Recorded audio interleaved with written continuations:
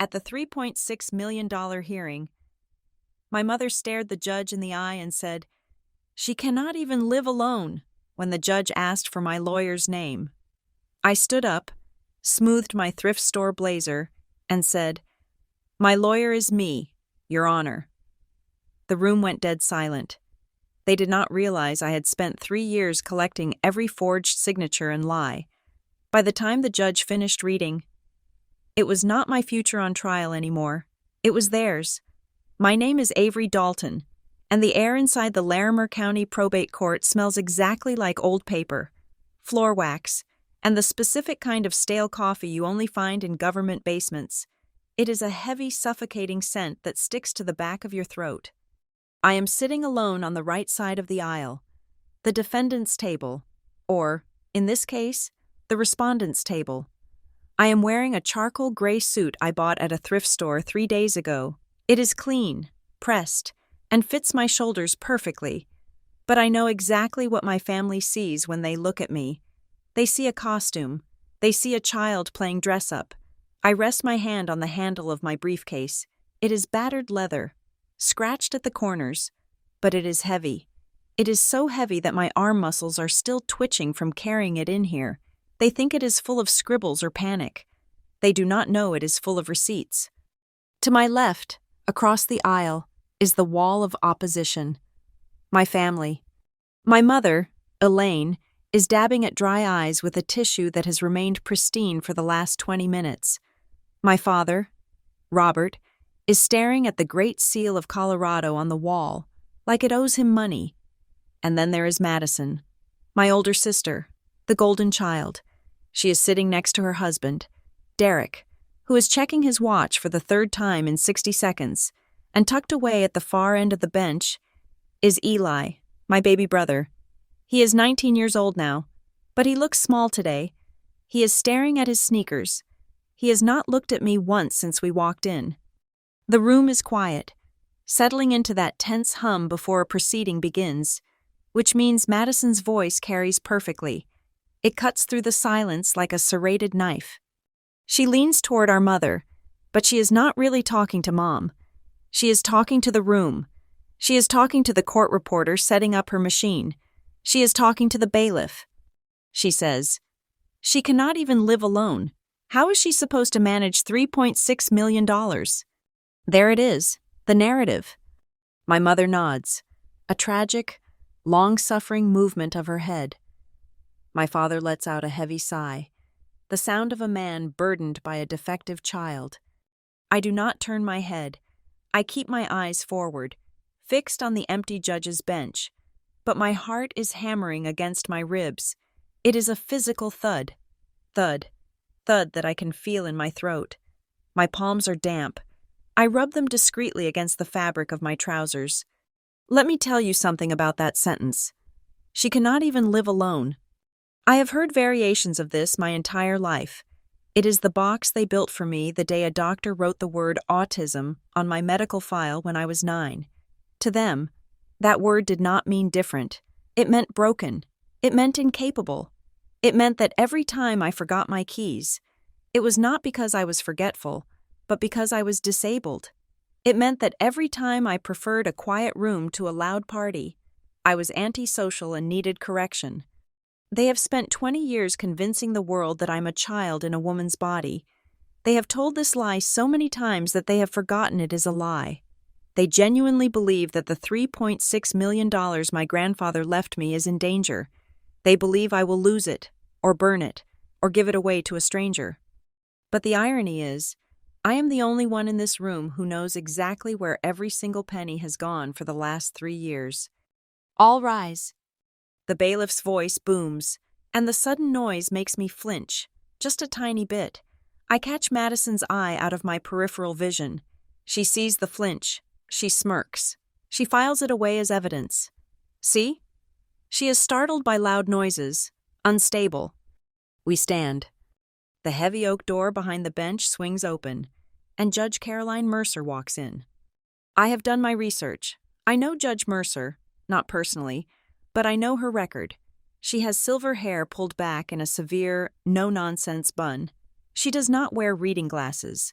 She reads everything with the naked eye, and rumor has it she can spot a liar from 50 paces. She has a reputation in Fort Collins for hating family drama. She despises probate court theatrics. If you bring a circus into her courtroom, she will dismantle the tent. She sits down, the black robe settling around her like armor. "Be seated," she says. Her voice is dry and sharp. We sit. The wood of the bench is hard beneath me. "We are here for the matter of the estate of Walter Hayes," Judge Mercer says, looking down at the docket. "Petition for guardianship and conservatorship over the person and estate of Avery Dalton." She looks up. Her eyes scan the room. They slide over my mother's tragic face, over Madison's poised concern, over my father's stoic anger. Then they land on me. For a second, I feel like I'm 9 years old again, hiding under the dining room table while my parents discuss what to do with me. The urge to shrink is overwhelming. My shoulders want to curl inward. My chin wants to drop to my chest. It is a survival instinct. If I am small, they cannot hit me. If I am quiet, they cannot mock me. But I am not 9, I am 32, and I have the box. I place my hand flat on the cool leather of the briefcase. Ground yourself, I think. Feel the texture. You are here, you are real. "Appearances," Judge Mercer commands. Clifford Ames stands up. He is the family attorney. He costs $400 an hour, and he looks every cent of it. His suit is Italian wool. His hair is perfect. He holds a gold-plated pen that probably costs more than my car. He projects an air of absolute, unshakable confidence. He smiles at the judge, a smile that says, "We are both reasonable professionals here to clean up a messy situation." "Good morning, Your Honor," Clifford says, his voice a smooth baritone. "Clifford Ames, representing the petitioners, Elaine and Robert Dalton. We are joined by the respondent's sister, Madison Pierce, and brother, Eli Dalton. We are here today to urgently request the appointment of a guardian and conservator for Ms. Dalton to ensure her safety and the preservation of significant assets." He says it with such concern, such benevolence. He is not here to take my money. Oh no, he is here to save me. Judge Mercer nods once. She marks something on her paper. Then she turns her gaze to my side of the room, to the empty chair next to me. Usually, in a case like this involving $3.6 million, the respondent table is full. There would be a court-appointed attorney or a specialist lawyer, someone in a suit whispering strategies. But there is just me, and my thrift store blazer, and my heavy briefcase. "Counsel for Ms. Avery Dalton?" the judge asks. The silence that follows is thick enough to choke on. I can feel the heat of the stares from the other side of the aisle. Madison is leaning forward slightly, waiting for the humiliation. They expect me to mumble. They expect me to look at the floor and say I do not know. They expect me to cry. They are banking on it. Their entire case rests on the visual of Avery Dalton, overwhelmed and pathetic, unable to speak for herself. My heart is beating so hard I can hear blood rushing in my ears. Thump, thump, thump. I take a breath. 1, 2, 3. I push my chair back. The legs scrape against the floor, a sharp, screeching sound that makes Clifford wince. I stand up. My knees are shaking, but I lock them. I smooth the front of my jacket. I lift my chin. I look directly at Judge Mercer. I do not look at my mother. I do not look at Madison. I look at the law. "Your Honor," I say. My voice is clearer than I expected. It is not the voice of the girl who hid under tables. It is the voice I have been practicing in front of my bathroom mirror for 14 nights in a row. "My name is Avery Dalton," I continue. "I am the respondent." I pause. I need to make sure I get the next part exactly right. "And I am representing myself." The reaction is immediate and delicious. Clifford Ames, the man who never loses his cool, actually fumbles his gold pen. It slips from his fingers and clatters loudly onto the wooden table. It rolls a few inches before stopping. He stares at it, then at me, his mouth slightly open. I hear a gasp from the gallery. It is Madison. She has actually forgotten to maintain her composed mask. Her jaw has dropped. She is looking at me like the furniture has suddenly started speaking. My mother puts a hand to her chest, looking at my father in panic. This was not in the script. Her eyes say, she is not supposed to talk. Even Eli looks up. For the first time, he lifts his head from his sneakers. His eyes go wide. Judge Mercer stops writing. She slowly lowers her pen. She looks at me over the top of her clasped hands. She does not look annoyed. She looks interested. You are representing yourself, Ms. Dalton, Judge Mercer repeats, in a matter involving a contested guardianship and an estate valued at over $3 million? Yes, Your Honor, I say. I waive my right to court-appointed counsel. Clifford finds his voice. He scrambles to pick up his pen. Your Honor, I must object, he says, his smooth baritone cracking just a little. This is exactly why we are here. Ms. Dalton's lack of understanding of the gravity of these proceedings is proof of her incapacity. She cannot possibly understand the complexities of— Mr. Ames? Judge Mercer cuts him off. She does not raise her voice, but the room temperature seems to drop 10 degrees. You will have your turn. Sit down. Clifford sits. He looks like he has swallowed a lemon. The judge turns back to me. Ms. Dalton, the petitioners claim you are unable to manage your daily affairs or your finances due to your diagnosis. They claim you are a danger to yourself and your inheritance. Proceeding pro se is risky. Do you understand the stakes? I grip the edge of the table. I do, Your Honor, I say. They claim I cannot live alone. They claim I cannot manage numbers. They claim I am a child. I reach down and unsnap the latches of my briefcase. Click, click. The sound is loud in the silent room. I intend to prove, Your Honor, that not only can I manage my own affairs, but I have been the only person in this family managing anything correctly for the last 3 years. I look at the judge. Then I turn my head slowly to look at my family. Madison is pale. My mother is gripping her tissue so hard it is tearing. My father is turning a shade of red I recognize from my childhood. I turn back to the camera. Well, the imaginary camera in my mind. The audience watching this unfold. They thought this hearing was a formality. They thought they would walk in here, cry a few tears about their poor disabled daughter, and walk out with control over my grandfather's legacy. They thought I was playing with bottle caps while they were plotting. They had no idea I have been preparing for this exact moment since I was 8 years old. I am ready to proceed, Your Honor, I say. Judge Mercer looks at me for a long beat. A small, almost imperceptible smile touches the corner of her mouth. Very well, she says. Let's begin.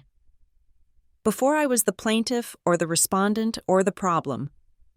I was just 9 years old, sitting on the carpet of our living room in Red Creek, Colorado.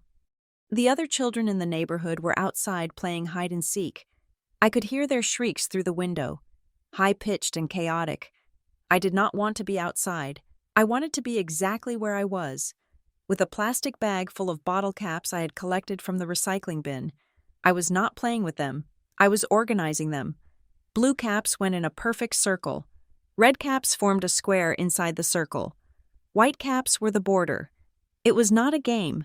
It was order. It was a way to make the world stop spinning so fast. My mother found me there. She did not ask me what I was building. She just sighed, that long, hollow sound that became the soundtrack of my childhood. She looked at the caps, then at me, then out the window at the normal children running in the grass. That was the beginning of the appointments. I remember the doctor's office smelled like rubbing alcohol and peppermint.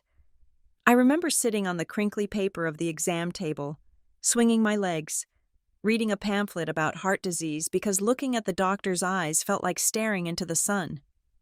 He spoke to my parents in a low, serious voice, as if he were delivering a verdict. Autism spectrum. He said the words, and my mother cried. She did not cry because she was worried I was in pain. She cried the way you cry at a funeral. She cried for the daughter she thought she was going to have, the one who would be captain of the cheerleading squad and prom queen. In that moment, with one clinical label. I ceased to be Avery. I became a tragedy. I became a burden they had to manage, a broken thing they could not return to the store. They did not try to understand how my brain worked. They just wanted to hide the difference. Within a month, I was transferred.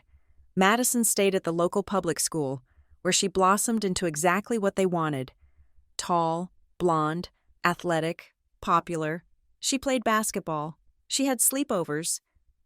I was bused 45 minutes away to a special support school in Glen Ridge. It was a place where teachers spoke to us in slow, exaggerated voices, even though I could read at a 12th grade level. Dinner times became a nightly ritual of my exclusion. We would sit around the mahogany table, and my father would ask Madison about her game, or her grades, or her friends. Madison would talk and talk, filling the air with stories about people I did not know. My parents would beam. They would nod. They would look at her like she was the sun. Then, inevitably, the silence would fall on me. "And how was your day, Avery?" my mother would ask, her voice dropping an octave, becoming soft and pitying. I would look at the ceiling. There was a small water stain in the corner shaped like the state of Idaho. I would count the seconds it took for them to give up, usually 7. "Fine," I would whisper. "Good," she would say, relieved she did not have to hear more. "That is good, sweetie." I learned to be invisible. I learned that if I stayed in the corners, if I didn't make noise, if I didn't flap my hands when I was excited, I caused less disappointment. But there was one person who didn't want me to be invisible. Walter Hayes, my grandfather. He was a giant of a man, with skin like tanned leather and hands that felt like sandpaper. He owned a ranch near Silver Creek Pass, 1,500 acres of rolling hills and black Angus cattle that he had built from nothing. He did not look at me with pity. He looked at me with curiosity. Every Saturday morning, his battered red pickup truck would rumble into our driveway. The engine was so loud it shook the front window. My mother would always try to make excuses. "Oh, Dad, Avery might be overwhelmed today," or "she has her therapy homework." Grandpa Walter would just ignore her. He would look right over her shoulder at me standing in the hallway and say, "Get your boots on, kid. We have work to do." The drive to the ranch took an hour. For the first few months, we didn't talk. He just let the radio play old country songs, and I watched the fence posts blur by. But one day, he turned the radio down. "Beef prices are up 4 cents a pound," he said. He didn't say it like he was talking to a child. He said it like he was talking to a partner. "If we sell the herd now, we make a profit, but the winter feed is already paid for. If we hold them until March, they will be heavier, but we risk a blizzard dropping the weight. What is the logic, Avery?" I stared at him. No one had ever asked me to solve a problem before. They only asked if I was okay, or if I needed to use the bathroom. "If the feed is paid for," I said slowly, "the cost is sunk. Holding them costs nothing but time. If they gain weight, the profit multiplier is higher than the 4 cents current bump." He nodded. He didn't smile, didn't clap his hands like I was a performing seal. He just nodded. Smart girl. That was the first time I felt it, the feeling of being seen. From that day on, the ranch became my real school. While Madison was learning how to flirt and throw a ball, I was learning the economics of land management. Grandpa Walter didn't give me toys. He gave me ledgers.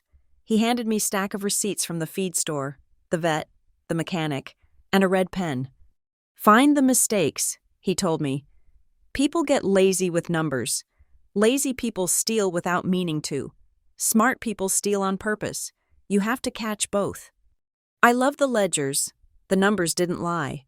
They didn't have hidden meanings or sarcastic tones. If a column didn't balance, there was a reason, and I could find it. I would sit on the porch of his cabin for hours, the smell of pine and cow manure in the air, hunting for a missing 10 cents. He taught me to sign my initials on every page I audited. A.D., I would write in the corner, small and neat. "That is your mark," he said. "That means you saw it. You verified it. Never put your mark on something you have not read. Your signature is your word.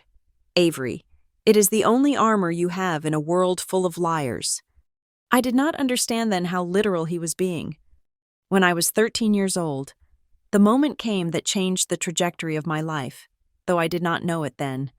It was a cold afternoon in November. The wind was howling down from the pass, rattling the windows of the cabin. Grandpa Walter made me sit at the kitchen table. It was a heavy slab of pine, scarred from years of knives and hot pans. He put a mug in front of me. It was coffee, mostly milk and sugar, but it was my first cup. It made me feel grown up. Then he placed a document in front of me. It was thick, bound with a blue cover. "Read this," he said. I opened it. The words were dense: irrevocable trust, beneficiary designations, asset allocation. I read it slowly. I understood the words separately, but the sentences were tangled knots of legalese. I looked up at him, confused. "What is this?" "This is the future," he said. He sat down opposite me, his large hands clasped on the wood. "I am not going to be around forever, Avery, and your parents. They mean well, maybe, but they do not see you. They see a broken doll." It stung to hear him say it out loud, but it was also a relief. It was the truth.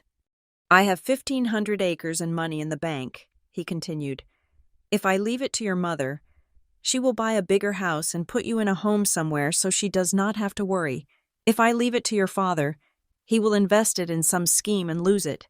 If I leave it to Madison—" He trailed off and shook his head. He reached over and tapped the paper.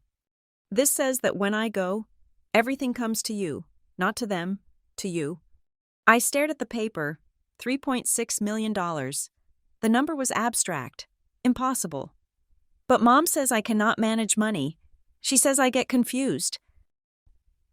"You do not get confused," Walter said fiercely. "You see things they miss. You found that billing error from the tractor repair shop last month that saved me $500. You know the price of hay better than the supplier does." He took a pen from his pocket. It was a cheap ballpoint, but he held it like a sword. He flipped to the back of the document, to a section full of blank lines.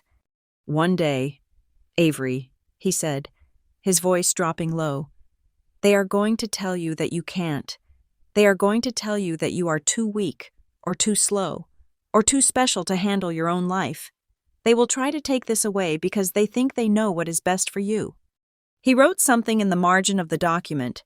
His hand was steady then, strong and sure.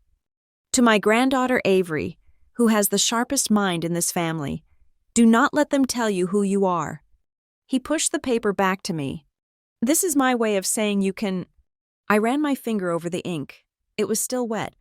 I looked at him, and for the first time in my life, I didn't feel like the girl who hid under tables.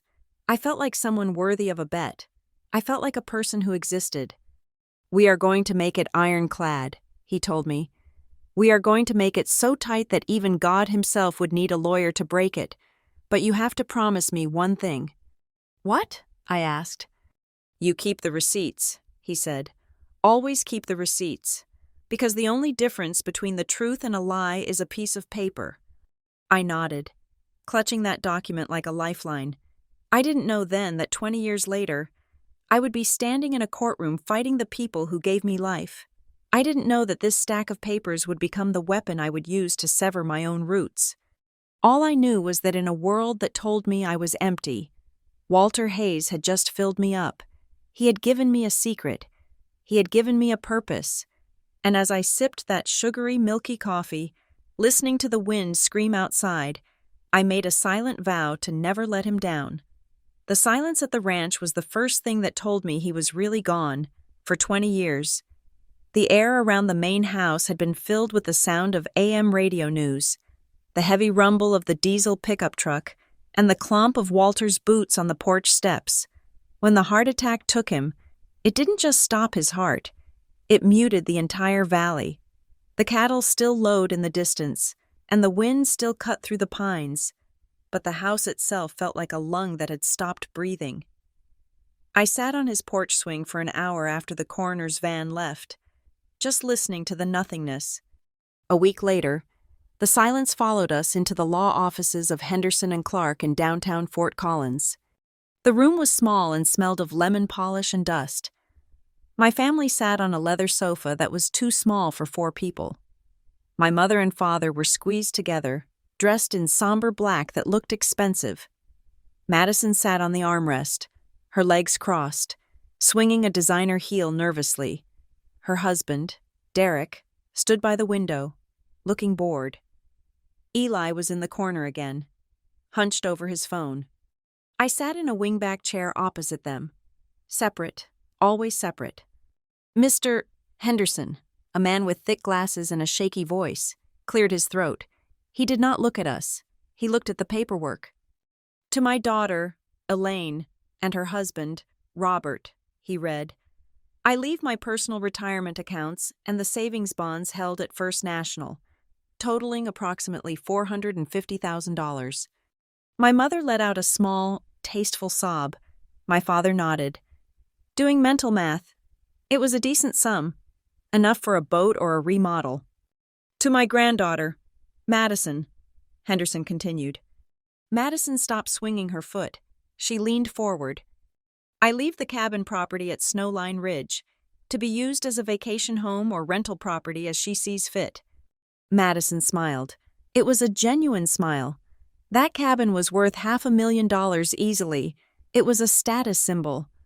Thank you, Grandpa, she whispered to the ceiling. A performance for an audience of none. Then Mr. Henderson turned the page. The paper made a sharp crackle in the quiet room. Regarding the bulk of the estate, he said, he adjusted his glasses, including the primary residence, the 1,500 acres of ranch land, the livestock, and the proceeds of the overarching life insurance policy, totaling an estimated value of $3,600,000. The air left the room.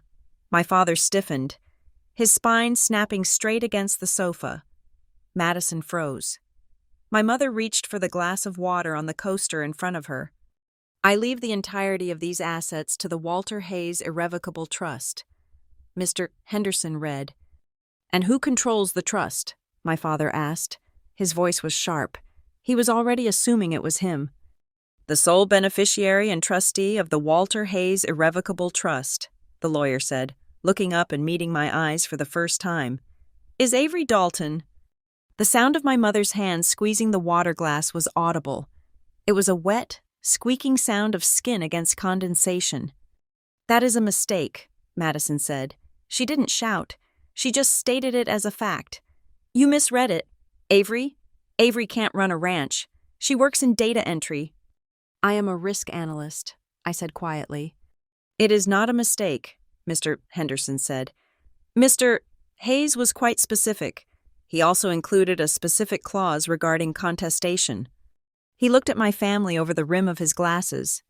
The no contest clause. It states that should any beneficiary challenge the validity of this will or the distribution of assets, they shall immediately forfeit their own inheritance.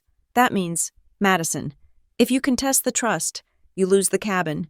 Elaine, Robert, you lose the retirement accounts. The silence that followed was not like the silence at the ranch. It was heavy and cold. It was the silence of a bomb that had landed but hadn't detonated yet. My father's face turned a mottled purple.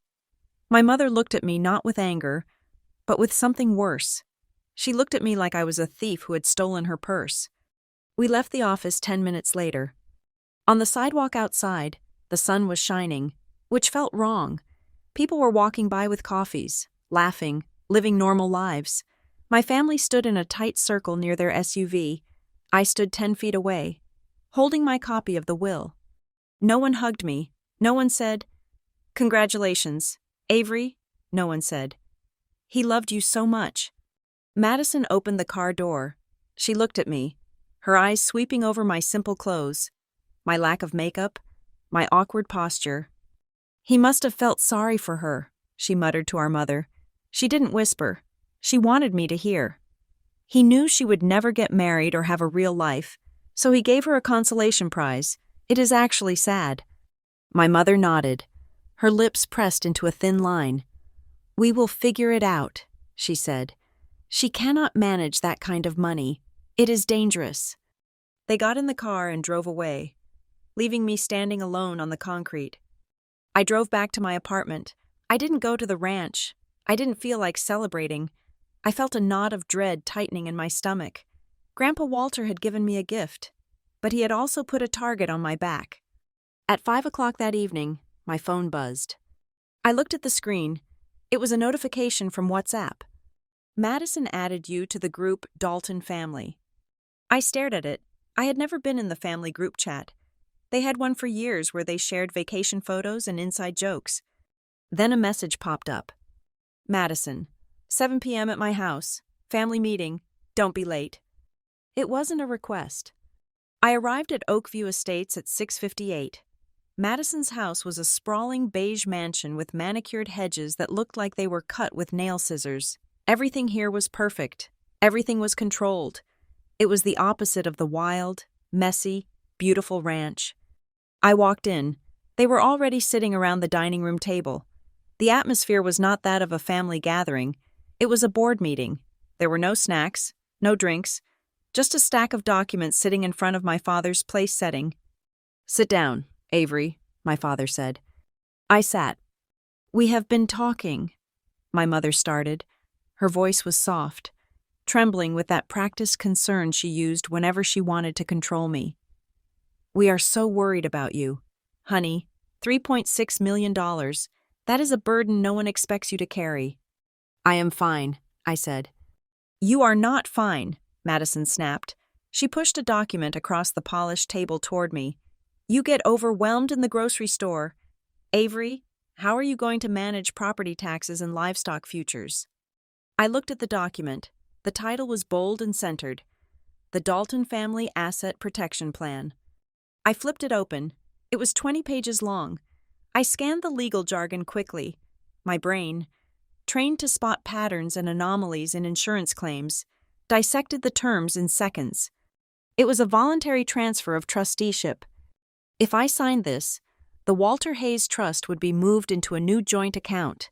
The co-trustees would be Robert Dalton, Elaine Dalton, and Madison Pierce. I would be removed as trustee. In exchange, the document offered me a guaranteed monthly stipend of $2,000 for living expenses. The justification was written in paragraph 4, due to the beneficiary's limited capacity resulting from autism spectrum disorder and history of social impairment. This gives you everything, I said, looking up, and it gives me an allowance. It protects you, my father said. He leaned forward, clasping his hands. Avery, be realistic. If people find out an autistic woman is sitting on $3 million alone, scam artists will swarm you. You will lose it all in a year. We are willing to do the hard work of managing it for you. We are doing this because we love you. I don't want to sign this, I said. It is not really a choice about what you want, Madison said. It is about what is necessary. I am not signing it. I closed the folder. Grandpa left it to me, not to a committee. My father's face hardened. He looked toward the kitchen door. Clifford, he called out. The kitchen door swung open. Clifford Ames walked out. I knew who he was. Everyone in Fort Collins knew Clifford Ames. He was the lawyer you hired when you wanted to destroy someone politely. He was holding a cup of coffee, looking like he just happened to be in the neighborhood. He walked over and placed a hand on the back of my father's chair. Hello, Avery, he said smoothly. I am just here to facilitate the agreement. I am not signing, I repeated. I stood up. My legs felt weak, but I forced them to hold me. Clifford sighed. He set his coffee down. The smile vanished from his face, replaced by a cold, professional boredom. Avery, he said, let me explain the alternative. If you do not sign this voluntary agreement, your family acts out of obligation to protect you. They have grounds to file for emergency guardianship. I froze. Guardianship? I asked. Full guardianship and conservatorship, Clifford clarified. We have medical records dating back to your childhood. We have witness statements about your inability to socialize. We have instances of your episodes. If we go to court, we will argue that you are incapacitated, and when the judge agrees, and they usually do in these cases, you won't just lose control of the money. He leaned in closer. You will lose the right to decide where you live. You will lose the right to drive. You will lose the right to vote. You will become, in the eyes of the law, a child. My mother was crying now, softly. Please, Avery, don't make us do that. Just sign the paper. Let us take care of you. You have 72 hours, Clifford said, checking his watch. Monday morning at 9 o'clock. We file the petition, or you sign this tonight and we forget the whole ugly business. I looked at them, my mother's weeping, my father's stern glare, Madison's smug expectancy. They weren't asking. They were holding a gun to my head. I need to think, I whispered. Take the weekend, Clifford said generously. But Avery, do not try to be smart. You cannot win a legal battle against your own medical history. I took the Family Protection Plan document. I didn't say goodbye. I walked out of the house, into the cool night air. My hands were shaking so hard I dropped my keys twice before I could open my car door. They thought they had checkmated me. They thought the threat of being labeled incapacitated would scare me into submission. As I drove away, seeing the lights of their mansion fade in my rearview mirror, I realized Grandpa Walter was right. He had predicted this. One day, they will tell you that you can't.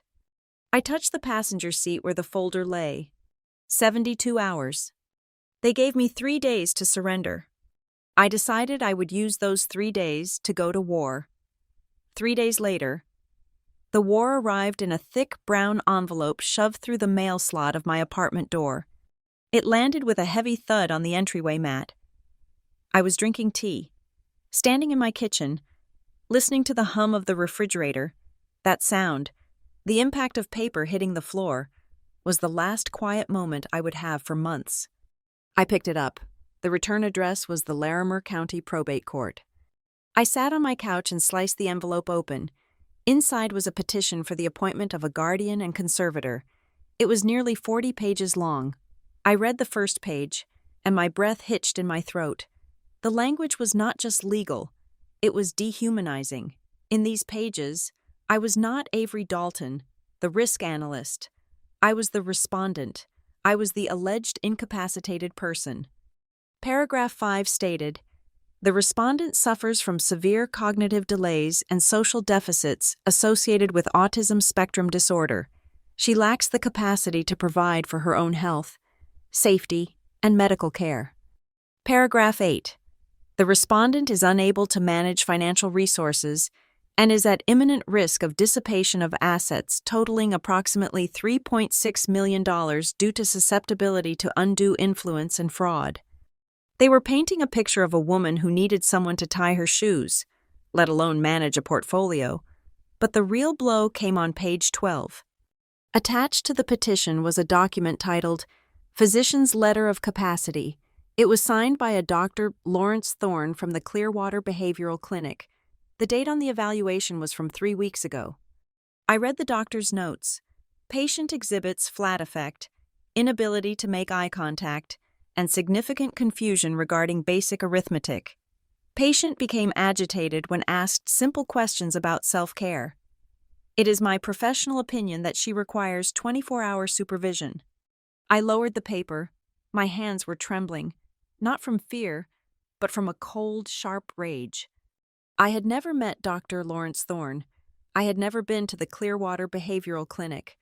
On the date listed in this report, I was at my desk at Northline Assurance, leading a presentation on actuarial tables for a commercial flood zone project. They had forged a medical evaluation. My phone buzzed on the coffee table, then it buzzed again. Then it started vibrating continuously, walking itself across the wood surface. I picked it up. Notifications were flooding in. Facebook, Instagram, text messages from people I hadn't spoken to since high school. Avery, I'm so sorry to hear what you are going through. Thinking of you and your family. Sending prayers. Is it true? Do you need help? I opened the Facebook app. The first thing on my feed was a post from Madison. She had posted it in the Fort Collins Moms and Neighbors group, which had over 15,000 members. There was a photo of me. It was an old photo. taken from a bad angle at a family barbecue 5 years ago. I was looking away from the camera, wearing headphones to block out the noise of the grill, looking isolated and awkward. Madison's caption read, "My heart is breaking today. As many of you know, my younger sister Avery struggles with severe autism. Our grandfather recently passed and left a complex estate that she simply cannot understand or manage. It is terrifying to watch someone you love be vulnerable to the world. We are fighting to keep her safe, to make sure she has the care she needs. But the legal system is so hard on families just trying to do the right thing. Please pray for the Dalton family as we try to protect our girl. Autism Awareness Family First." The post already had 400 likes and 200 comments. "You are such a good sister. Madison, so brave of you to step up. The court needs to listen to the family. She shouldn't be living alone if she can't handle it." I watched the numbers climb, 500 likes, 600. With every like, my reality was being rewritten. To these people, I wasn't a person, I was a charity case. I was a prop in Madison's story of sainthood. I wanted to scream. I wanted to type a comment in all caps. "I have a job. I pay my own rent. This is a lie." But I knew how that would look. It would look like an outburst. It would look like agitation. It would prove their point. So I put the phone face down. The next morning, the fallout crossed from the digital world into the physical one. I walked into the Northline Assurance Group building at 8:30. Usually, the receptionist, Sarah, smiled and said good morning. Today, she looked down at her keyboard as I scanned my badge. I walked to my cubicle. The office felt different. The air was thinner. 2 colleagues near the break room stopped talking abruptly when I walked by. They knew. Fort Collins is not that big. Madison's post had traveled. At 9:15, I got an email. "Please come to the conference room. Miss Sterling." Mr. Sterling was a senior partner. He never emailed me directly. I walked into the glass-walled conference room. Mr. Sterling was sitting at the head of the table, the HR director. A woman named Linda, who always smelled like lavender hand sanitizer, was next to him. "Sit down, Avery," Mr. Sterling said. He didn't offer me coffee. "We have had some concerning information come to our attention," he began. He laced his fingers together. "Regarding a legal matter involving your family and your capacity." "My grandfather's probate case is a personal matter," I said, keeping my voice steady. "It does not affect my work." "It involves allegations of mental incapacity," Linda said gently. "And it is very public. Avery, we have clients who are members of the community. They are seeing these posts. They are asking if the person analyzing their risk portfolios is unstable." "I am the top analyst in my division," I said. "My error rate is 0.02%. That is a fact." "We value your past contributions," Mr. Sterling said, "but Northline relies on an image of absolute reliability. Until this guardianship matter is resolved, we feel it is best if you take a leave of absence." "Is this a suspension?" I asked. "Call it a cooling-off period," he said. "Unpaid, of course, since you have used your vacation days. Turn in your badge. Avery, we will keep your desk for now." I stood up. I took my badge off my belt loop. It felt like unhooking my skin. That badge was my proof that I was competent. It was my shield. I placed it on the mahogany table. "You are making a mistake based on a Facebook post," I said. "We are managing risk," Mr. Sterling said. "That is what we do, isn't it?" I walked out of the building. I didn't cry. I couldn't cry. I felt like I was floating, untethered. In the span of 24 hours, they had taken my reputation, my social standing, and my income. They had stripped me down to exactly what they said I was, a woman with nothing, who couldn't survive on her own. That night, my apartment was dark. The only light came from the street lamps outside filtering through the blinds, slicing the living room into strips of shadow and orange glow. I cleared the floor. I pushed the coffee table against the wall. I took the 40-page petition. I took the fake medical evaluation. I took the printouts of Madison's Facebook post. I took my termination letter from Northline. I laid them all out on the rug. It was a mosaic of destruction. If you looked at this floor, you saw a life falling apart. You saw a tragedy. I stood over it, staring. My chest hurt. The urge to curl into a ball and rock back and forth was strong. It would be so easy to let them win. It would be so easy to sign the agreement, take the $2,000 a month, and let them be the adults. Maybe I was broken. Maybe I couldn't do it. Then, my eyes caught a phrase in the petition. Petitioner requests the court find by clear and convincing evidence. I blinked. My analyst brain, the part of me that loved ledgers and logic, woke up. Clear and convincing evidence. That was the legal standard. It wasn't preponderance of the evidence, which just means 51% likely. It was clear and convincing. That is a high bar. I grabbed my laptop. I sat cross-legged on the floor amidst the ruin of my life and opened a browser. I typed, Colorado Guardianship Law Statutes. I read until my eyes burned. I read about due process. I read about the rights of the respondent. And then I found a phrase that made my heart restart. Least restrictive alternative. The law stated that a judge cannot strip a person of their rights if there is any less restrictive way to handle the situation. If a person can manage with help, or with technology, or has a history of managing, guardianship is not allowed. I looked at the fake medical report. Dr. Thorne claimed I was confused by arithmetic. I looked at my bank statements, stacked on my desk. I looked at my tax returns, filed perfectly for 10 years. I looked at my performance reviews from Northline, praising my meticulous attention to detail. They had overplayed their hand. If they had said I was socially awkward, that would have been true. If they had said I had trouble with eye contact, true. But they had gotten greedy. They claimed I was incompetent, and incompetence can be disproven with data. I reached out and picked up the fake medical report. I moved it to the left side of the rug. I picked up my tax returns and moved them to the right. I picked up the petition claiming I needed 24-hour care. Left side. I picked up my lease agreement, signed and paid by me alone for 5 years. Right side. I spent the next 4 hours sorting. I didn't sleep. I categorized every lie they told and matched it with a document that proved the truth. I was building 2 piles. The pile on the left was their story, the helpless child. The pile on the right was the reality, Avery Dalton, independent woman. By the time the sun came up, turning the orange streetlights into gray morning, the floor was covered. The pile on the right was smaller, but it was denser, it was heavier. I looked at the stack on the right. Okay, I whispered to the empty room. You want to go to court? Let's go to court. I wasn't just a victim anymore. I was an analyst building a case file, and I was about to audit my own family. The drive to the ranch was automatic. I didn't think about the turns or the speed limits. My brain had shifted gears. I wasn't the grieving granddaughter anymore, and I wasn't the victim. I was an investigator returning to a crime scene. The house was cold. Dust motes danced in the shafts of light cutting through the drawn curtains. I walked past the kitchen, past the living room where his recliner still held the shape of his body, and went straight to his bedroom.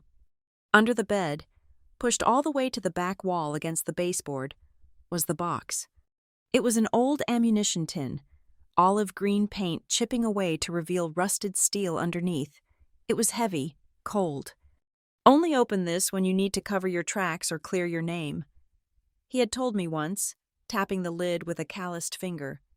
This is the in case of emergency box, not for a fire, for people. I hauled it out, the metal scraping loudly against the hardwood floor. I didn't open it there. I carried it out to my car, put it in the passenger seat, and drove straight back to my apartment. I needed my controlled environment. I needed my high-intensity desk lamp and my magnifying glass. Back in my living room, I set the box on my desk. I took a breath. I unlatched the heavy metal clamp.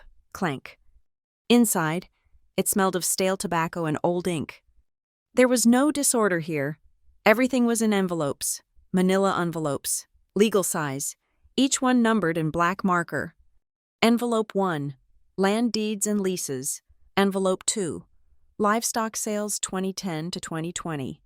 Envelope 3. Trust. Original. I pulled out envelope 3. Inside was the document I remembered from when I was 13. But this was the finalized version.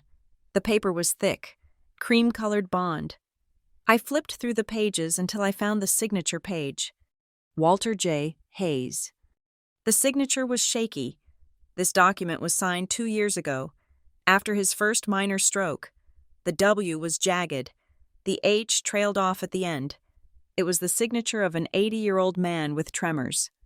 And there it was, highlighted in red ink, not by a printer, but by hand, with a ballpoint pen pressing hard into the paper.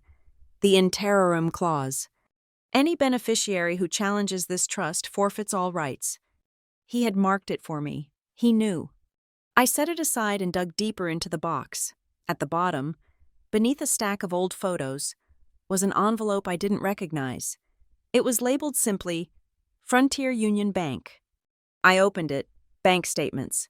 12 months of them, leading up to the month he died. I spread them out in chronological order. January on the left, December on the right. I turned on my overhead light. My eyes scanned the columns. Deposits, Social Security, cattle auction proceeds, withdrawals. My finger stopped. In January, there was a withdrawal of $4,000. Cash. In February, another $4,000. March, $5,000. I looked at the transaction type, counter withdrawal. I looked at the location, the branch in downtown Fort Collins. Grandpa Walter hated driving into town. By the end, he barely left the ranch. He ordered his groceries delivery. He paid his bills by check through the mail. Why would he drive 40 minutes into the city to withdraw cash? I flipped the statement over. Stapled to the back of the March statement was a photocopy of the withdrawal slip. The bank must have mailed it to him per a request. I looked at the signature line. Walter J. Hayes. I froze. The signature was beautiful. It was fluid. The loops of the L and the T were perfectly formed. The slant was consistent, leaning aggressively to the right. I pulled the trust document back over. I placed the withdrawal slip next to it. On the trust document, signed 2 years ago, shaky, jagged, the pen pressure varied, light then dark, as his hand trembled.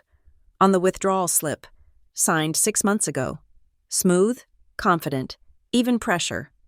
A man with a degenerative tremor does not suddenly regain the fine motor skills of a 30-year-old. I grabbed the next statement.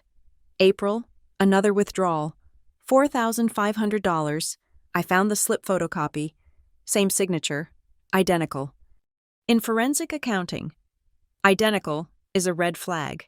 No one signs their name exactly the same way twice. There are microscopic variations, a slightly wider loop, a steeper angle. But these two signatures, from March and April, if I overlaid them, they would match perfectly. That meant it wasn't a handwritten signature. It was a trace, or a stamp, or a practice run. I pulled up my laptop. I searched my email archive for the name Madison. I found an email from last Thanksgiving. Subject: Helping Grandpa. Hey everyone, just an update.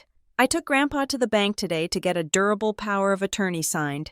It is just easier if I can handle his cash flow for him since driving is hard. Don't worry, I am keeping track of everything. Power of attorney. I looked closely at the withdrawal slips again.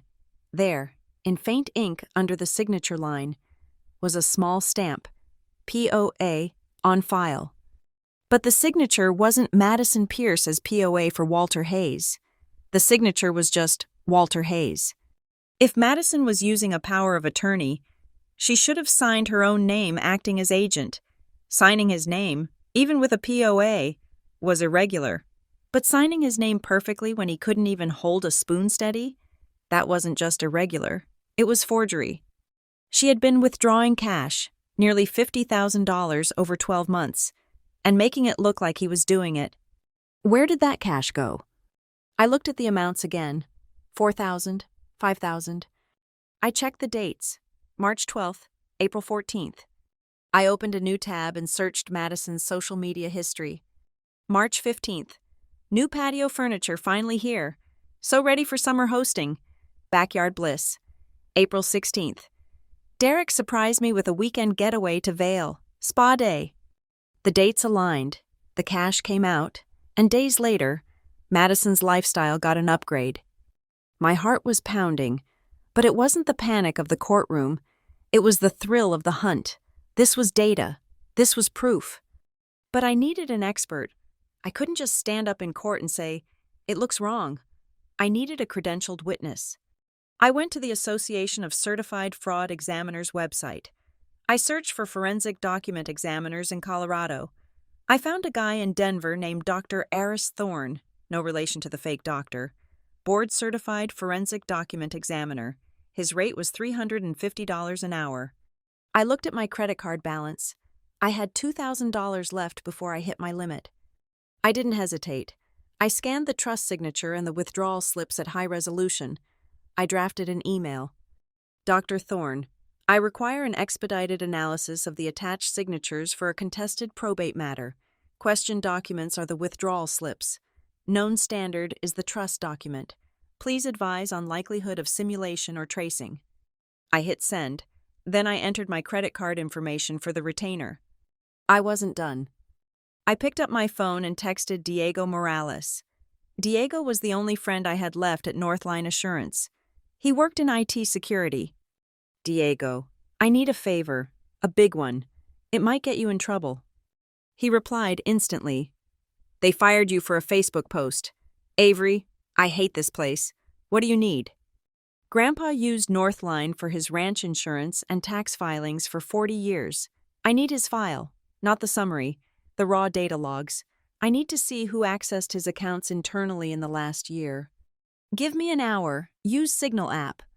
I sat back in my chair. The desk was a sea of paper. For years, they had told me I was confused. They told me I didn't understand the real world. They told me I needed to be protected from my own mind.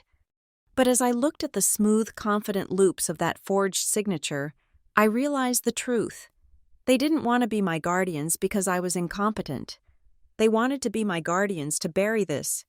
If they got guardianship, they controlled the estate. They controlled the records. They could burn these bank statements. They could silence the bank. My grandfather hadn't just left me money. He had left me a crime scene. And he knew I was the only one with the patience to solve it. I picked up the olive green box and ran my hand over the cold metal. I see it, Grandpa, I whispered. I got you. 2 days later, the email from Dr. Aris Thorne arrived with a subject line that made my pulse jump. Preliminary forensic analysis, priority. I opened it sitting at my kitchen island, a half-eaten piece of toast forgotten on a plate. The report was concise, brutal, and beautiful. Ms. Dalton, it began. Regarding the document labeled Physician's Letter of Capacity, the signature of Dr. Lawrence Thorne is a digital composite. High magnification analysis reveals pixelation inconsistencies around the ink strokes that do not match the paper grain. Essentially, this is a photocopy of a legitimate signature pasted onto a new document. Furthermore, a basic background check reveals that the Clearwater Behavioral Clinic ceased operations 4 years ago. The entity no longer exists. I let out a breath I didn't know I was holding. They hadn't just exaggerated a medical opinion. They had resurrected a ghost clinic. They were so confident that autistic Avery wouldn't check the details that they had gotten sloppy. I scrolled down to the second part of the report. Regarding the Frontier Union Bank withdrawal slips, the signatures purporting to be Walter Hayes show zero natural variation across multiple instances. This is indicative of a cut-and-paste forgery or the use of a high-quality rubber stamp. Given the medical history of the deceased, tremors, the fluidity of the line quality is medically inconsistent. Conclusion: highly probable forgery. I leaned back, staring at the screen. I had them. I had the proof that the medical report was fake and the money was stolen. But proof on a screen is cold. It is clinical. It didn't explain why my family, the people who raised me, who ate dinner with me, would go to such lengths to erase me. Then my phone buzzed. I looked at it. expecting another notification from the Pray for Avery hate train on Facebook. But the name on the screen made me freeze. Eli. My little brother hadn't spoken to me since the day of the will reading.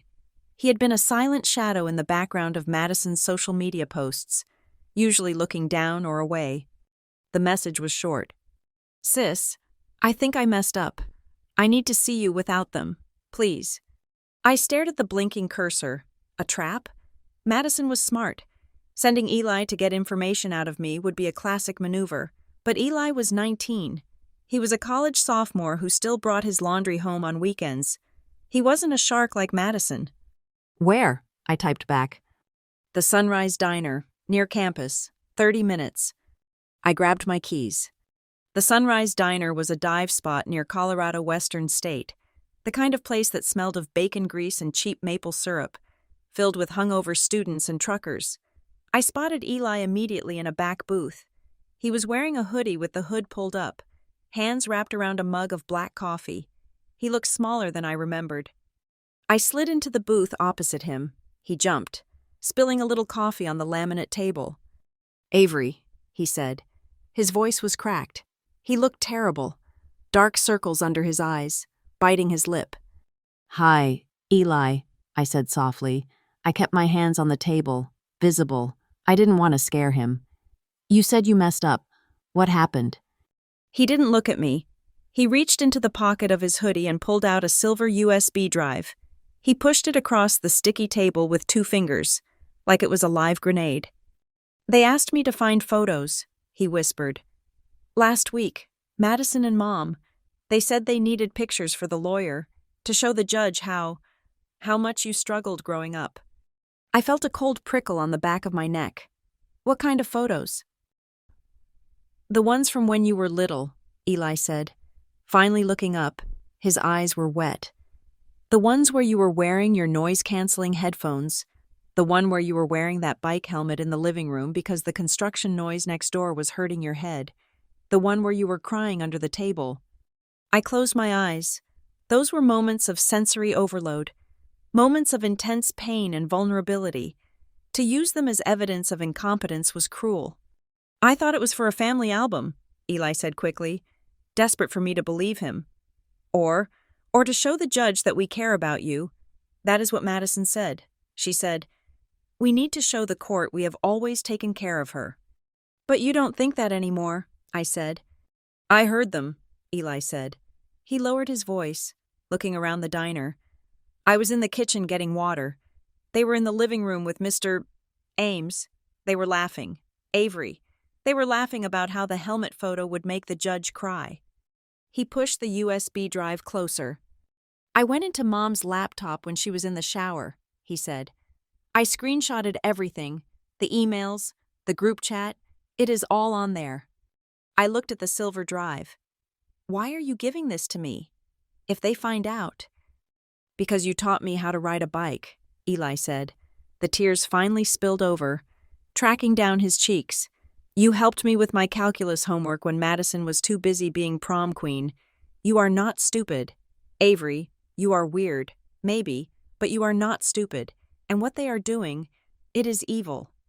I reached out and took the USB drive. It was warm from his hand. Thank you, I said. My throat was tight. You have no idea what this means. There is an email from Madison, Eli said, wiping his face with his sleeve. She talks about an LLC. I don't know what that means, but it sounded bad. I didn't wait until I got home. I pulled my laptop out of my bag right there on the table.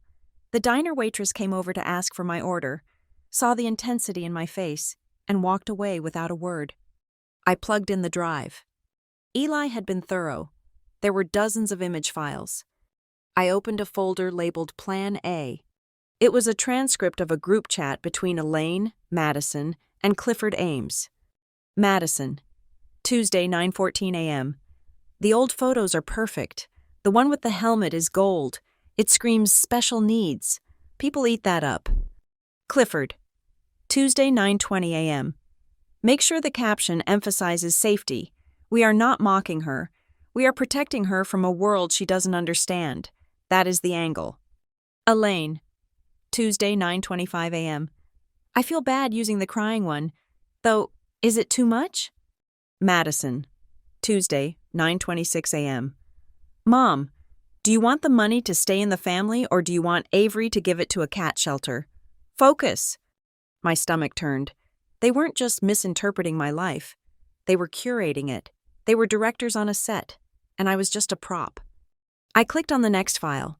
It was a screenshot of an email from Madison to Clifford, dated 2 days after Grandpa's funeral. Subject: Restructuring Plan. Cliff, once the guardianship is granted and we have power of signature, how fast can we move the ranch assets? I want to transfer the title into a new limited liability company, Dalton Holdings. If we do that, and list me and Mom as the managers, Avery won't even realize what is happening. We can pay her the monthly stipend from the LLC's operating account and sell off the heavy equipment without her needing to sign anything. The goal is to liquidate the livestock by winter. I stared at the words, liquidate the livestock. Grandpa's herd, the Black Angus cattle he had spent 40 years breeding. He knew every cow. He knew their bloodlines. Madison wanted to turn them into cash in a bank account called Dalton Holdings before the first snow fell. It wasn't just about controlling me, it was about erasure. They wanted to erase Grandpa's legacy and my future in one stroke, turning it all into numbers on a spreadsheet that they controlled. I didn't know about the selling, Eli said. He was reading over my shoulder, his face pale. I thought they just wanted to manage it. They want to cash out, Eli, I said, my voice hardening. They want to sell the land, the cows, everything, and they need me to be incapacitated so I can't stop them. I looked at the email again. She won't even realize what is happening. That was their biggest mistake. They assumed that because I didn't speak much, I didn't understand. They assumed that because I processed the world differently, I wasn't paying attention. I ejected the USB drive. I held it in my palm. It felt heavier than the box of documents. This was intent. This was malice. This was the bad faith that the law talked about. You can't go back there, I told Eli. If they know you took this, I have to go back, Eli said, shaking his head. If I leave now, they will know something is up. I will play dumb. I am good at being the invisible kid too, remember? He gave me a weak smile. It broke my heart. We were the bookends of the family, the oldest and the youngest, the two disappointments. Be careful, I said. Don't text me. Don't call me unless it is an emergency. Avery? He asked as he slid out of the booth. Yeah? Kick their asses, he said. I watched him walk out of the diner, pulling his hood up against the wind. I sat there for a long time, the cold coffee in front of me untouched. I felt a strange sensation in my chest. It wasn't the panic I had felt in the courtroom. It wasn't the anger I had felt reading the petition. It was clarity. For my entire life, I had believed, deep down, that maybe they were right. Maybe I was too much work. Maybe I was a burden, even when I fought them. A tiny voice whispered that they loved me in their own twisted way. But reading that email, do you want the money to stay in the family or do you want Avery to give it to a cat shelter? Silenced that voice forever. They didn't love me. They tolerated me as long as I was quiet. And they attacked me the moment I became valuable. I put the USB drive into the zippered pocket of my briefcase. I snapped the latch shut. Click. I wasn't just fighting for my independence anymore. I was fighting for Eli, who had been forced to spy on his sister. I was fighting for Grandpa Walter, whose herd was scheduled for slaughter. I stood up, threw a $20 bill on the table, and walked out. The sun was shining on the pavement, bright and harsh. I didn't shrink from it. I had a forensic report. I had a confession. I had a witness. The Plan A chat had one thing right. It was going to be a show. But they had the casting all wrong. They thought they were the heroes saving the tragic invalid. They didn't realize they had just cast themselves as the villains in a story about justice. And I was the writer now. Here is what they did not know. While my mother was telling her friends at the country club that I struggled to process simple concepts, and while Madison was posting about my childlike innocence on Instagram, I was living a double life. They saw a woman who needed noise-canceling headphones to handle a supermarket. What they did not see was the woman who spent 3 years locking her apartment door at 6 in the evening, brewing a pot of black coffee, and opening a textbook on advanced financial accounting and reporting. What they did not know was that the helpless autistic girl had quietly passed every single section of the CPA exam while they were busy underestimating me. It started 3 years ago. I realized that if I wanted to survive in a world that refused to take me seriously, I needed a credential that was unassailable. I needed a piece of paper that said, objectively and legally, "This person knows more than you do." I studied in the dark. I didn't tell a soul. Not my coworkers at Northline, and certainly not my family. To them, my evenings were spent decompressing. In reality, I was memorizing the Internal Revenue Code. I was mastering forensic auditing standards. I was learning how to trace assets through shell companies and how to detect the microscopic variance in a manipulated balance sheet. I was terrifyingly good at it. My brain, the same brain they called broken because I couldn't make small talk about the weather, was built for this. I saw patterns where others saw noise. I saw the narrative hidden inside the numbers. I took the exams in secret.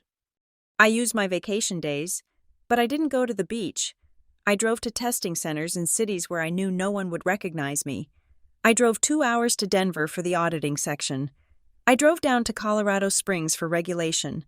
For the final, brutal section on financial accounting and reporting, I drove 4 hours over the mountains to Grand Junction, just to be absolutely safe. I remember walking out of that testing center in Grand Junction. The sun was setting over the red rocks. My brain felt like it had been run through a blender, but I knew I had crushed it. 6 weeks later, a large envelope arrived at my apartment. I opened it with trembling hands. Inside was a certificate with gold foil embossing, Certified Public Accountant, and below it, Forensic Accounting Specialist Certification. My name was printed in bold, black Gothic script, Avery Dalton. I didn't frame it. I didn't post a picture of it. I bought a cheap frame, put the certificate inside, and buried it in the back of my coat closet, behind my heavy winter parkas. It was my secret weapon. It was the steel spine I had grown inside my soft, helpless body. Now, with 72 hours gone and the court date looming, I decided it was time to unlock the closet. I turned my living room into a war room. I went to the office supply store and bought 3 heavy-duty binders, red, blue, yellow. I love color coding. It creates structure out of chaos. I opened the red binder. This was for the medical fraud. I punched holes in the fake report from Dr. Lawrence Thorne. I punched holes in the forensic analysis proving the signature was a pixelated composite.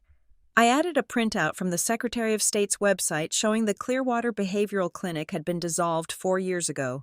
I added an affidavit I had drafted for the real Dr. Eris Thorne to sign. I opened the blue binder. This was for financial abuse. I inserted the 12 months of bank statements from Frontier Union Bank. I added the withdrawal slips with the forged signatures. I included the side-by-side comparison of Grandpa's shaky hand versus the perfect, fluid forgery. I added the receipts I had dug up from Madison's social media, the patio furniture, the Vail trip, matching the dates of the cash withdrawals perfectly. I opened the yellow binder. This was the most important one. This was malice. I printed every screenshot from the USB drive Eli had given me, the Plan A group chat, the email about liquidating the herd, the jokes about my helmet photo. I highlighted the timestamps. I highlighted the specific phrases where they conspired to mislead the court. Then, I sat down at my laptop to write the most important document of my life. I wasn't writing a diary entry. I was writing a legal motion. I had spent the last 3 nights reading the Colorado probate code until my eyes watered. I bookmarked cases. In re-estate of Bennett. Matter of guardianship of H.R. I learned the language. Motion to dismiss, petition for guardianship and conservatorship. Motion for summary judgment regarding the validity of the Walter Hayes Trust. I typed. My fingers flew across the keyboard. I didn't sound like a victim. I sounded like a prosecutor. The respondent asserts that the petitioners have acted in bad faith. fabricating evidence to construct a false narrative of incapacity for the sole purpose of financial gain. The respondent moves the court to enforce the in terrorem clause of the decedent's trust, thereby disinheriting the petitioners for their attack on the estate's designated beneficiary. I saved the file. I converted it to PDF. I sent it to a lawyer I had found on a forum for disability rights. He was a pro bono attorney in Denver who usually handled discrimination cases. I had emailed him 2 days ago, just asking for a technical review of my formatting. He replied 20 minutes later. Ms. Dalton, I just read your draft. Did you go to law school? I typed back, No, I am just motivated. His response came a minute later. This is better than half the motions I see filed by partners at big firms. The logic is airtight. The evidence structure is professional. Honestly, if you present this cleanly in court, you might not even need me. You are going to slaughter them. I stared at the screen. You might not even need me. A notification popped up on my phone. It was another email from Eli. Subject: FWD, Budget Draft V4. I opened it. It was an Excel spreadsheet attached to an email Madison had sent to our mother earlier that morning. I downloaded it and opened it. It was titled Avery Care Plan, Projected Annual Expenses. I scanned the rows. It was a wish list disguised as a budget. Housing allowance, $3,000 month. My rent was $1,200. Transportation services, $1,500 month. I owned my own car and drove myself everywhere. Nutritional management, $800/month. Therapeutic oversight, $2,000/month. And then, at the bottom, the kicker, guardian administrative fee, payable to M. Pierce, $4,500 month. I did the math in my head instantly. If this budget was approved, they would drain nearly $150,000 a year from the trust, just in expenses, with almost $60,000 of that going directly into Madison's pocket as a salary for managing me. It was a salary for being my jailer. They were going to pay themselves to keep me in a cage. I printed the spreadsheet. I punched 3 holes in it. I snapped it into the blue binder. Snap. The sound was satisfying. It sounded like a trap snapping shut. I stood up. My back was stiff. My eyes were tired. But my mind was crystal clear. I walked to the closet. I pushed aside the heavy wool coats that smelled of cedar. I reached into the dark corner and pulled out the cheap black frame. I wiped a layer of dust off the glass. Certified public accountant. I walked into my living room. I took down a generic landscape painting that my mother had bought me when I moved in. A painting of a bland, safe meadow that she thought was soothing.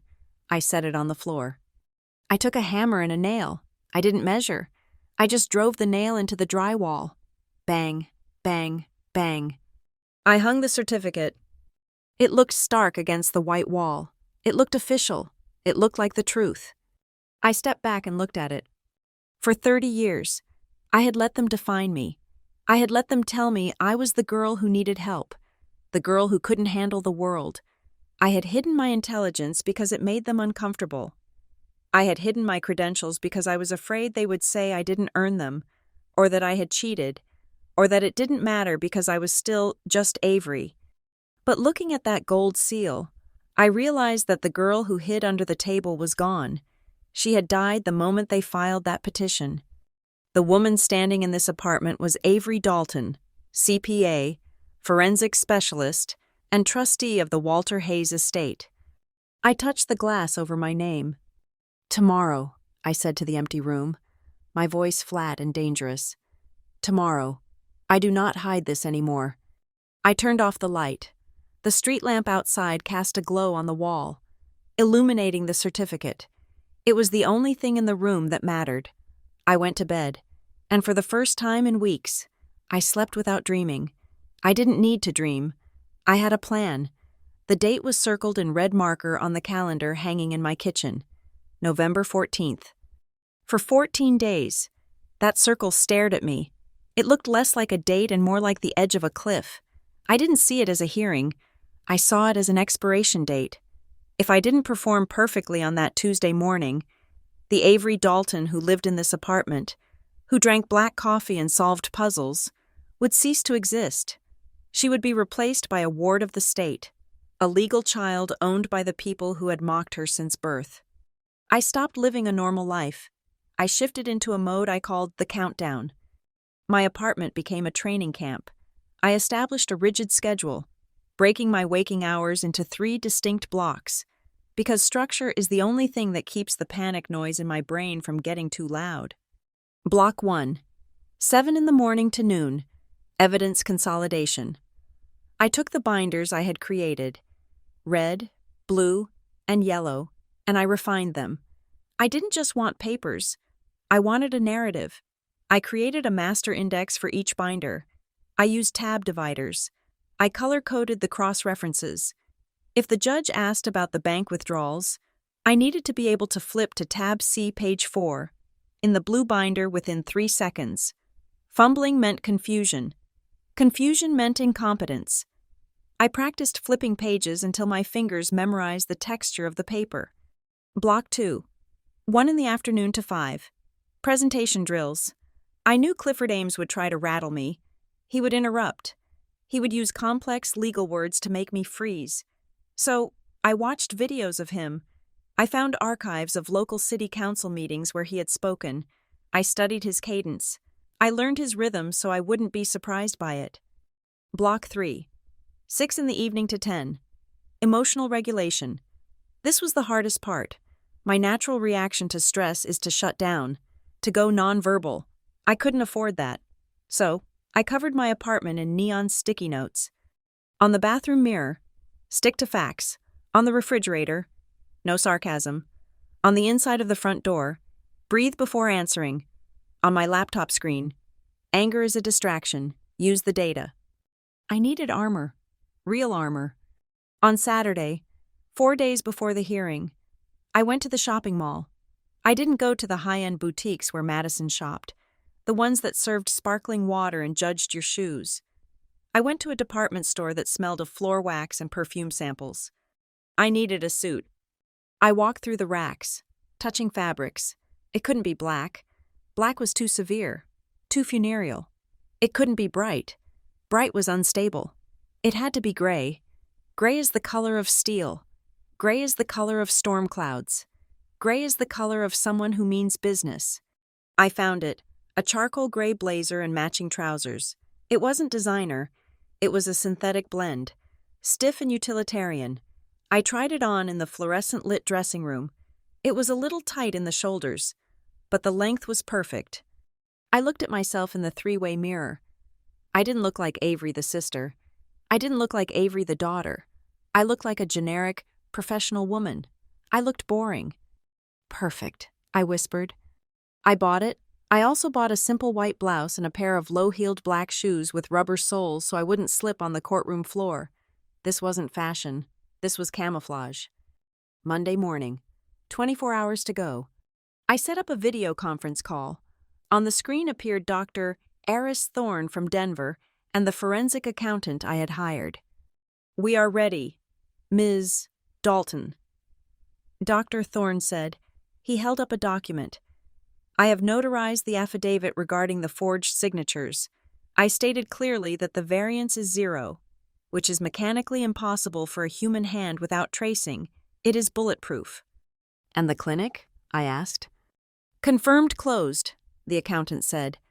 "I pulled the tax dissolution records. If they try to claim that report is real, they are committing perjury." "Thank you," I said. "Keep your phones on tomorrow. The judge might want to call you." "Good luck, Avery," Dr. Thorne said. "Go get them." I closed the laptop. My team was ready. Then, my phone buzzed. It was Eli. "Mom told Mrs. Gable next door that the hearing is just a formality to sign some papers. She is baking cookies for a celebration tomorrow night." I felt a flash of heat in my chest. Cookies. They were baking cookies to celebrate taking my freedom. Another text came through. "Madison is at the dealership right now. She is test driving a white Land Rover. She told the salesman she is expecting a liquidity event this week." A liquidity event, that is what they called my life. I didn't reply. I didn't get angry. I let that information settle into my stomach like cold iron. They were so sure. They were so arrogant. They were already spending the money because they truly believed I was incapable of stopping them. That arrogance was my greatest asset. I spent the afternoon at the print shop. I didn't trust my home printer to handle the volume. I printed 3 full copies of every single binder. Copy 1. For Judge Caroline Mercer. Copy 2. For Clifford Ames, to show him I wasn't hiding anything. Copy 3. For me? I punched the holes myself. I inserted the tabs myself. I checked every page number, 1 through 142. Nothing was missing. When I got home, the sun was setting. The apartment was quiet. The sticky notes seemed to glow in the twilight. I put on the gray suit. I buttoned the blazer. I put on the shoes. I stood in front of the full-length mirror in my hallway. "Your Honor," I said. My voice was small. It cracked a little. I shook my head. "No, try again." "Your Honor, my name is Avery." Too soft, too young. I closed my eyes. I visualized the box under Grandpa's bed. I visualized the fake medical report. I visualized Madison driving that Land Rover paid for with Grandpa's herd. I opened my eyes. I looked myself in the pupil. "Your Honor," I said, and this time the voice came from my diaphragm, low and steady. "My name is Avery Dalton. I am the respondent, and I am representing myself." I said it again. I am representing myself. I said it until the words didn't feel like a script. I said it until they felt like a fact. I practiced the pause. I practiced the eye contact. I practiced the way I would stand, feet shoulder-width apart, hands resting on the table, not fidgeting, not wringing my hands. I stood there for an hour, rehearsing the opening lines of my motion. "The evidence will show, clear and convincing, in bad faith." By 10 o'clock, my throat was dry, but my hands had stopped shaking. I took off the suit and hung it carefully on the back of the bedroom door, like a soldier hanging up a uniform before a parade. I packed the briefcase. I put the 3 sets of binders inside. They fit perfectly, tight and heavy. I went to the closet and got the metal ammunition box, Grandpa's box. I put that in the bottom of a separate canvas tote bag. It was the nuclear option, the original trust, the raw data. I placed the briefcase in the tote bag by the front door, next to my keys. I set my alarm for 5:30 in the morning, then I set a backup alarm for 5:35, then a third for 5:45. I wasn't going to sleep through this. I lay in bed, staring at the ceiling, counting the cracks in the plaster just like I used to count the cracks in the ceiling at the dinner table in Red Creek. But I wasn't counting to escape anymore. I was counting to focus. Outside, in the distance, a fire truck siren wailed, fading in and out of the night. I thought about the timeline. 8 years old, hiding under the table. 13 years old, drinking coffee with Grandpa and signing my initials. 30 years old, passing the CPA exam in secret. Tomorrow, the reveal. My mother thought she was walking into a coronation. Madison thought she was walking into a bank transaction. Clifford Ames thought he was walking into a routine administrative hearing. I pulled the duvet up to my chin. Tomorrow, the world would split into 2 possibilities. Either they would own my life on paper, turning me into a perpetual child, or I would prove that I have been the one keeping the receipts all along. I closed my eyes. "My name is Avery Dalton," I whispered into the dark, "and I am ready." "So," Judge Mercer said, looking over her reading glasses at the stunned room. "Ms. Dalton is proceeding pro se. Mr. Ames, you may present your case for guardianship." I sat down. I did not look at my mother, who was clutching her purse like a shield. I did not look at Madison, whose mouth was a tight line of fury. I caught Eli's eye for a split second. He gave a microscopic nod, then looked back at his shoes. Clifford Ames stood up. He adjusted his silk tie and walked to the center of the room. He was a professional. He shook off the shock of my announcement instantly and slipped into his rehearsed narrative. "Your Honor," Clifford began, his voice dropping to a sympathetic register, This is not a case about money. This is a case about safety. Avery Dalton is a sweet, gentle woman, but she is a woman who lives in a world she cannot navigate. She cannot cook a meal without supervision. She cannot track due dates for bills. Her apartment is a place of chaos. To leave an estate of $3.6 million in her hands is not just irresponsible, it is negligent. We are asking the court to step in before she becomes a victim. I picked up my pen. I wrote down the word chaos on my legal pad. Next to it, I wrote fact check, false. I did not frown. I did not shake my head. I let him lie. "We call Madison Pierce to the stand," Clifford said. Madison walked to the witness box. She looked beautiful and concerned, the perfect image of the caring older sister. She swore the oath. "Mrs. Pierce," Clifford asked gently, "describe your sister's daily life." "It is difficult," Madison sighed. She looked at the judge. "Avery gets overwhelmed by loud noises. When we were kids, she would hide under the table during birthday parties.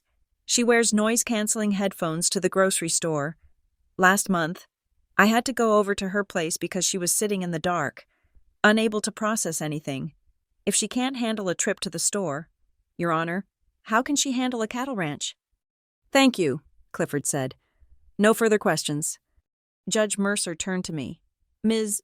Dalton, do you have questions for the witness?" I stood up. I picked up a single folder.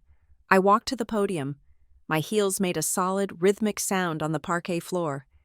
"Hello, Madison," I said. My voice was even. Madison blinked. She wasn't used to this, Avery. "Hi.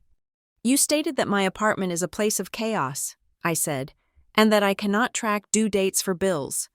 "Yes," Madison said confidently. "Mom has always said—" "I am not asking what Mom said," I cut in. "I am asking what you know, Madison. How many years have I lived in apartment 4B at the Riverside complex?" Madison hesitated. "I don't know. A few years?" "5 years," I corrected. "In those 5 years, have you ever paid a rent check for me?" "Well, no, but—" "Have you ever paid an electric bill for me?" "No." "Have you ever come over to clean my apartment because it was, as you claim, in chaos?" No, I don't visit often." "So your testimony regarding the state of my home is based on 0 observations in the last 5 years. Is that correct?" "I am basing it on your history," Madison snapped. "I would like to submit Exhibit A," I said, turning to the bailiff. I handed over the first stack of papers from my briefcase. "Your Honor," I said, "this is a ledger of my rental payments for the last 60 months. Every single payment was made on the 1st of the month. Never late, not once. Attached are my credit scores from all 3 bureaus: 810, 812, 809. Judge Mercer took the papers. Her eyebrows went up. "Mrs. Pierce," I continued, turning back to Madison, "you claimed I cannot handle numbers. Are you aware of my current employment?" "You work in data entry," Madison scoffed. "At that insurance place?" "I work at Northline Assurance," I said, "but my title is not data entry clerk." I turned to the bailiff again. "Exhibit B." I handed over the framed certificate I had taken off my wall the night before, along with my employment contract. "Your Honor, I am a senior risk analyst. I am also a certified public accountant licensed in the state of Colorado, and a certified forensic accounting specialist." The silence in the room was absolute. Clifford Ames half rose from his chair. "Objection. Relevance?" "Overruled," Judge Mercer said sharply. She was staring at the CPA certificate. She looked from the paper to Madison. "The petitioner claims the respondent is incompetent with finances. The respondent has just produced a state license proving she is an expert in finances. It is extremely relevant." Madison's face flushed a deep, ugly red. "I didn't know," she stammered. "She does it in secret.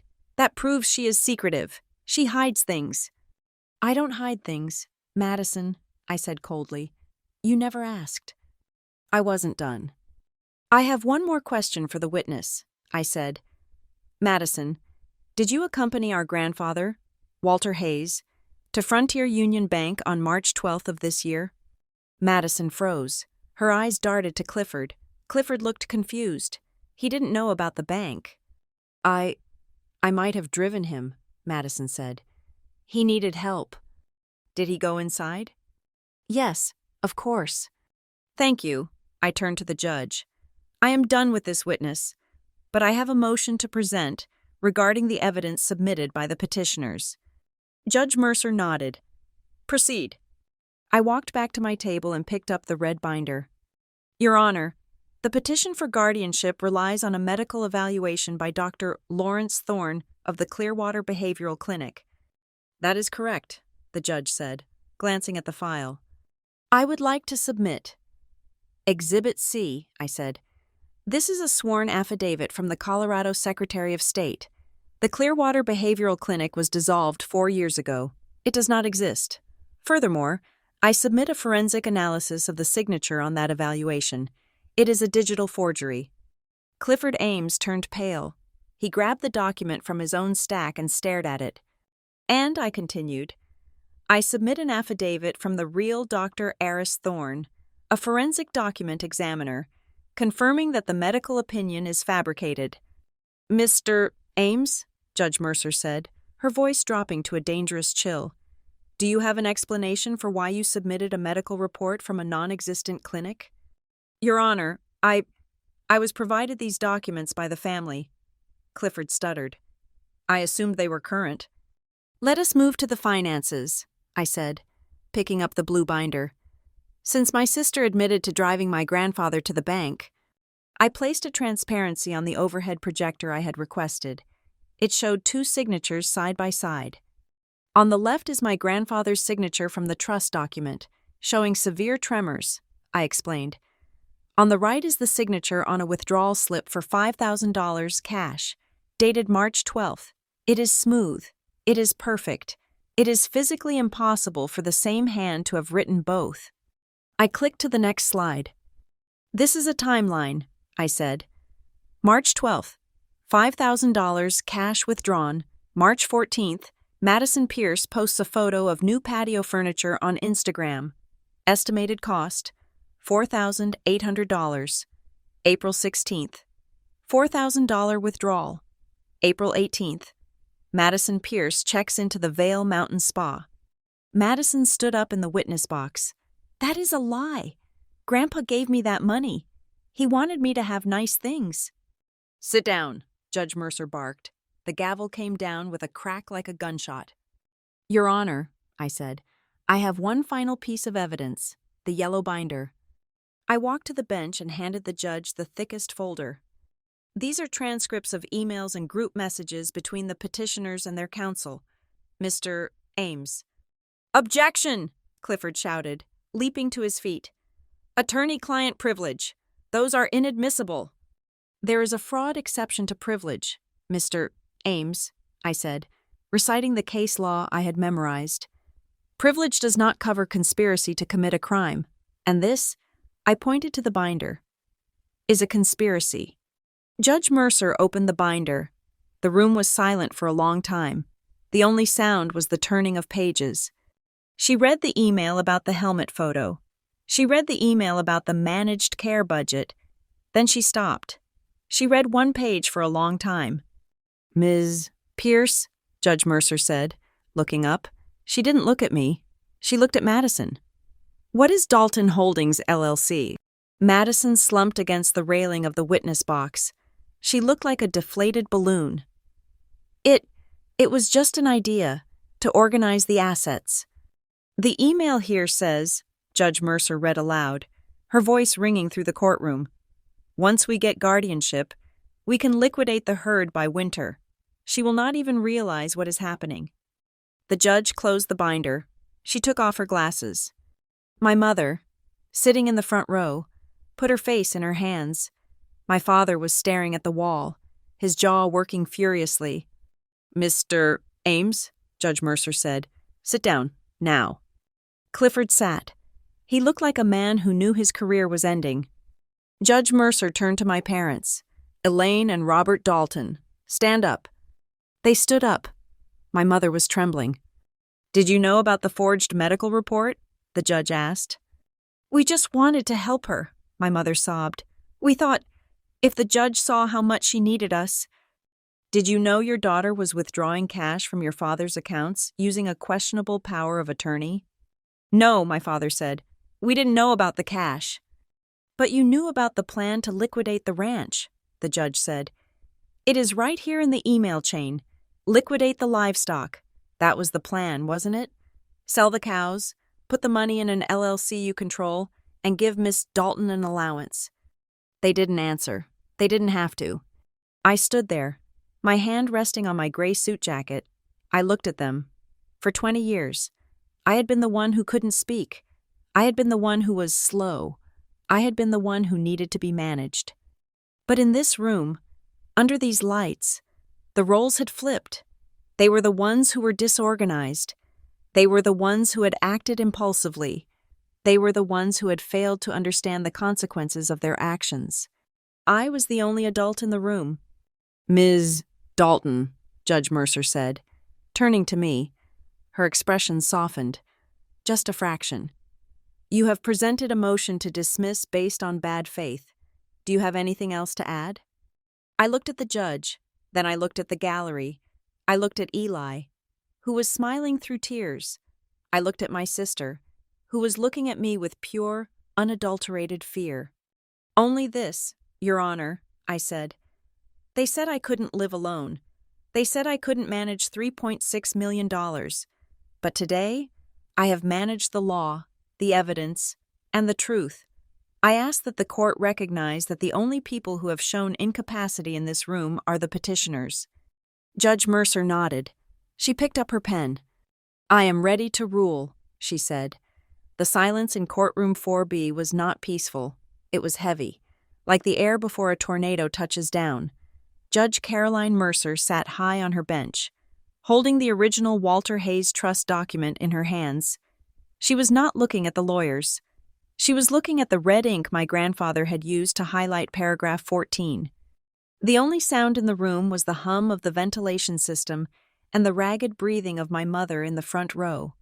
Judge Mercer slowly lowered the document. She took off her reading glasses and set them on the mahogany surface. The click of the plastic against the wood echoed like a gavel strike. In my 20 years on the bench, Judge Mercer said, her voice quiet but carrying to every corner of the room, I have seen many families fight over money. I have seen greed.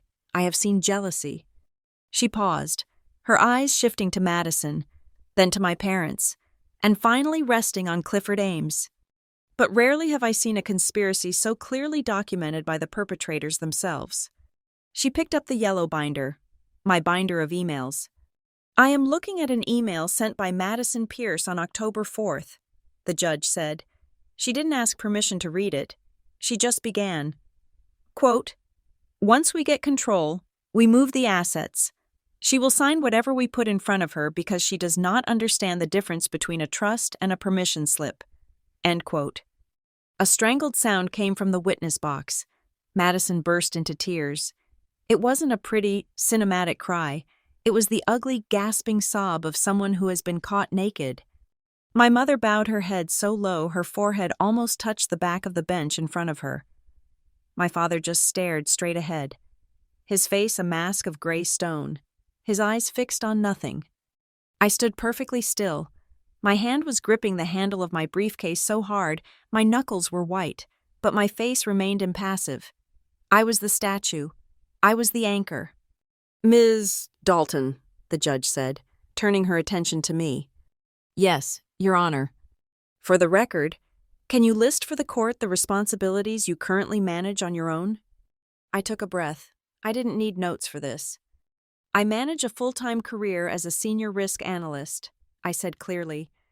I file my own state and federal taxes, and have done so without error for 10 years.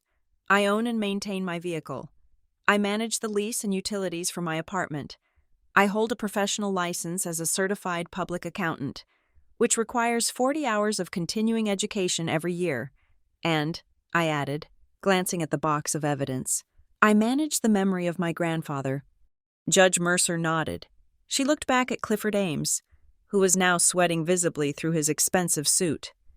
"The standard for guardianship is clear and convincing evidence of incapacity," the judge stated. "Mr. Ames, you have not provided clear evidence. You have not provided convincing evidence. In fact, you have provided evidence of the exact opposite." She leaned forward. "The court finds that Avery Dalton is fully capable of managing her person and her estate. The petition for guardianship is denied with prejudice." I felt a rush of air leave my lungs. Denied. It was over. But Judge Mercer wasn't finished. "Furthermore," she continued, her voice hardening, "the court finds that this petition was filed in bad faith. The evidence presented by the respondent, specifically the emails regarding the liquidation of the ranch and the fabricated medical report, demonstrates a coordinated attempt to defraud the respondent." She picked up the trust document again. The Walter Hayes Trust contains an in terrorem clause. It states that any beneficiary who attacks the validity of the trust or attempts to subvert its intent shall forfeit their share. My father's head snapped up. He knew what was coming. By filing this petition and attempting to restructure the assets into an LLC against the wishes of the decedent, the petitioners have triggered this clause, Judge Mercer ruled.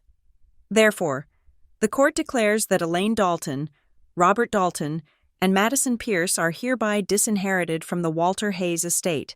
The assets designated for them, including the retirement accounts and the Snowline Ridge cabin, shall revert to the residue of the trust, to be administered by the sole trustee, Avery Dalton. Madison wailed. It was a high, piercing sound. "No, that is my house. You can't take my house." "Bailiff," Judge Mercer said sharply, "maintain order." "I am not done," the judge said, cutting through Madison's panic. She looked at the stack of bank records, the blue binder. The evidence regarding the forged signatures on the Frontier Union Bank accounts and the submission of a fake medical report to this court goes beyond civil liability. The room went deadly silent again. Clifford Ames stopped breathing. "I am referring this entire file, including the transcripts and the forensic analysis of the signatures, to the district attorney's office," Judge Mercer said. "They will determine if charges should be filed for elder financial abuse, forgery, and fraud upon the court." Clifford dropped his head into his hands. He knew what that meant. Disbarment. Prison. "We are adjourned," Judge Mercer said. She slammed the gavel down. Bang. The sound was final. It was the sound of a heavy door locking, keeping me safe and locking them out. For a moment, no one moved. The energy in the room had shifted so violently that it felt like the floor had tilted. I was the one standing on the high ground now. Then, there was movement in the back row. Eli stood up. He didn't look at our parents. He didn't look at Madison, who was sobbing into her husband's shoulder. He picked up his backpack.